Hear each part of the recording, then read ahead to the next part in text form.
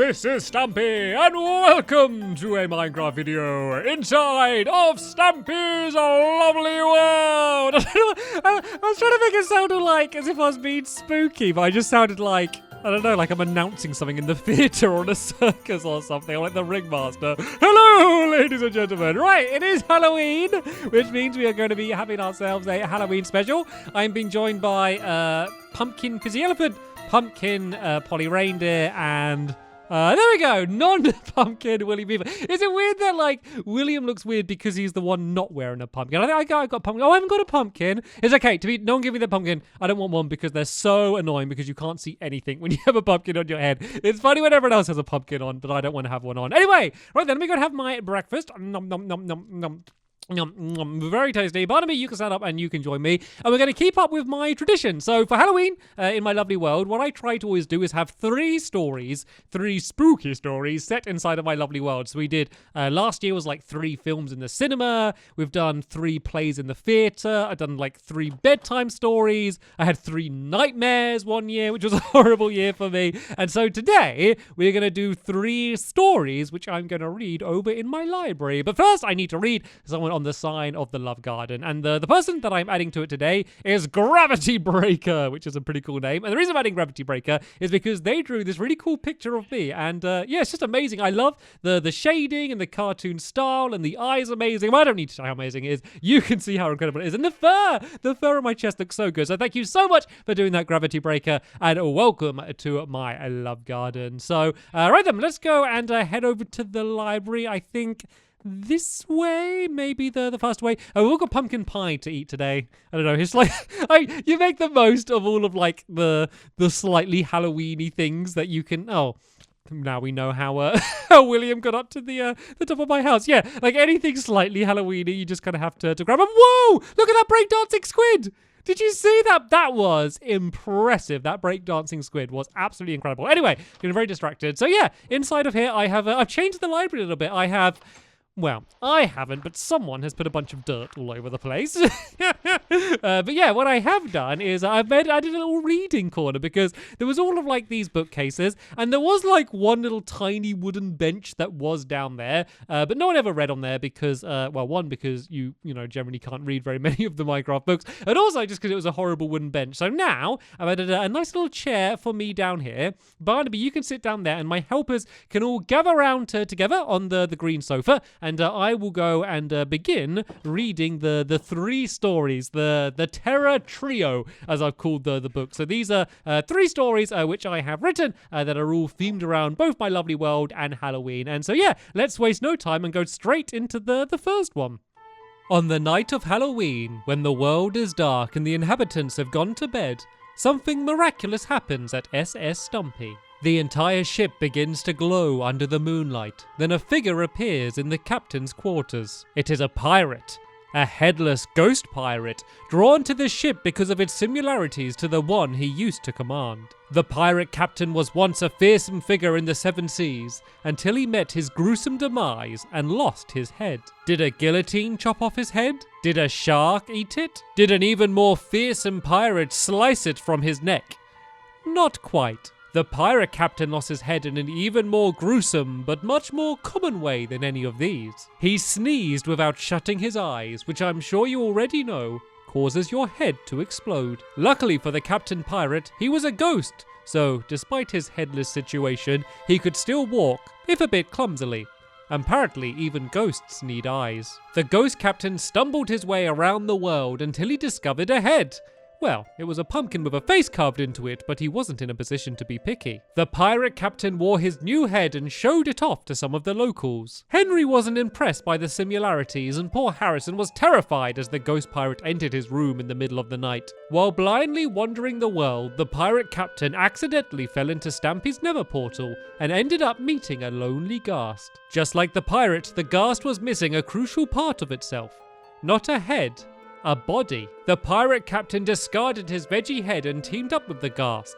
The pirate was the body, and the ghast was the head. It wasn't quite the same as having your own head and body, and they needed a bit of practice to synchronize their movement, but they both felt complete. Every year on the night of Halloween, the pirate captain and the small ghast would meet up and roam the world together. Just before sunrise, the pirate captain faded away. The SS Stumpy's glow subsided, and Stampy and his helpers awoke totally unaware of what they missed. Okay, so that was the first of the 3 Halloween stories. The other 2 are going to be kind of similar to that one, all in the same theme. So right then, let's waste no more time, seeing as we still have 2 more to get through, and let me read the second of the stories, and this one is all about my pyramid. On the night of Halloween, when the world is dark and the inhabitants have gone to bed, something miraculous happens at Temple Trap. A misty glow emanates across the surface of the pyramid. It's an unexpected and unexplained sight, but nothing compared to what happens on the inside. 3 figures from ancient Egypt materialize on the center platform. There was Tutankhamun, the young pharaoh from the 8th dynasty, now raised from the dead and active once more. There was the Egyptian Sphinx. The mythical creature has the head of a man and the body of a lion, first carved from stone but now animated. Lastly, there was the mummy. The unknown Egyptian person had died but was preserved and wrapped in cloth to stop it from decaying. The mummy was now alive once more. "Good evening, Sphinx," said Tutankhamun. "Good evening, Tutankhamun," said the Sphinx. "Good evening, Sphinx," said the mummy. "Good evening, mummy," said the Sphinx. "Good evening, mummy," said Tutankhamun. "Good evening, Tutankhamun," said the mummy. They gathered together and discussed their plans for this dark Halloween night. Did they plan to attack Stampy and his helpers? Did they want to destroy the world? Did they want to bring an army of ancient Egyptian warriors through the pyramid and take over the world? Not quite. "Are you both ready?" asked Tutankhamun. "Yes, yes," they replied. "Then let the games begin," announced Tutankhamun. Then the games began. They played Temple Trap again and again and again and again. This might seem like strange behavior for this assortment of ancient Egyptians to partake in, but it actually made a lot of sense. Despite all of the world's archaeologists' best research, they never worked out the true purpose for the pyramids being built. The many labyrinths and hidden tombs were designed to be the best hide-and-seek arenas in the entire world. The ancient Egyptians enjoyed playing hide-and-seek so much that when one night a year they returned to the physical realm, they spent their entire time playing inside of Stampy's pyramid. Just as the sun was about to rise, they all met up, said goodbye, and looked forward to next year's game. "Goodbye, Sphinx," said Tutankhamun. "Goodbye, Tutankhamun," said the Sphinx. "Goodbye, Sphinx," said the mummy. "Goodbye, mummy," said the Sphinx. "Goodbye, mummy," said Tutankhamun. "Goodbye, Tutankhamun," said the mummy. Then they all once again faded away. The pyramid's glow subsided, and Stampy and his helpers awoke totally unaware of what they missed. Okay then, that was the second of our terror trio. Are you all absolutely terrified yet? Okay, I know they're probably not the scariest stories in the world, but yeah, they are all definitely Halloween themed, and hopefully you are enjoying them nonetheless. But there is still one more of the terror trio left to go, so let's waste no time, and I will read the third and final story of this Halloween night.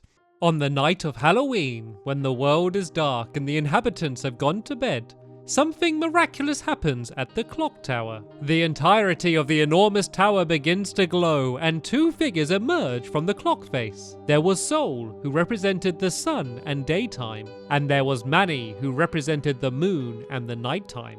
Normally they would never meet because one of their presence requires the other's absence, but Halloween night is a very special night. They were opposites. One was light, one was dark. One was hot and one was cold. One was fire and one was rock. Did they argue about their importance and value? Did they fight for dominance over the skies? Did their meeting implode the very fabric of the universe? Not quite. The thing with opposites is they attract. Sol and Manny were in love. Only meeting on Halloween night, they would fly into the sky together, and of course, when the moon meets the sun, they create something very rare. A total eclipse. A total eclipse should never normally happen in Stampy's lovely world. It should never normally happen in Minecraft at all, so when it does, it causes something rather odd to happen. The inhabitants of Lovely World began to float up and out of their beds, making their way through and out of their homes and into the night sky. There they remained, hovering high above the ground, while Soul and Manny spend this one precious night together. As the night came to an end, Soul and Manny flew back into the clock and it stopped glowing. Stampy and his helpers awoke, totally unaware of what they missed. Well, apart from the fact they suddenly fell from the sky and landed in the ocean. What a strange Halloween. Okay then, that was the third and final story there about Soul and Manny. And yeah, as I said, none of them were too scary, hopefully. But yeah, fingers crossed you were able to enjoy them. But it is now probably Halloween night, unless we've stayed up all night listening to our stories. Nope, it is still the nighttime at Halloween. So yeah, the final thing for us to do is to probably go back to our beds and go to sleep. And hopefully avoid all of the goodies. Actually, I'm gonna take out that zombie because it's right in between where we were and where Polly needs to go to bed, and I do not want her to deal with any genuine frights. And there we go, Barnaby diving in as well. God, I nearly hit Barnaby with my sword. That would not end well because this is a very powerful sword. Anyway, though, that is the end of my Halloween special. Hopefully, in the real world, you had a good Halloween. If you went trick-or-treating, hopefully you got loads of sweeties or candy, and yeah, had a jolly good time. But for now, the final thing for me to do is to go to bed, and I will see you all later. Bye!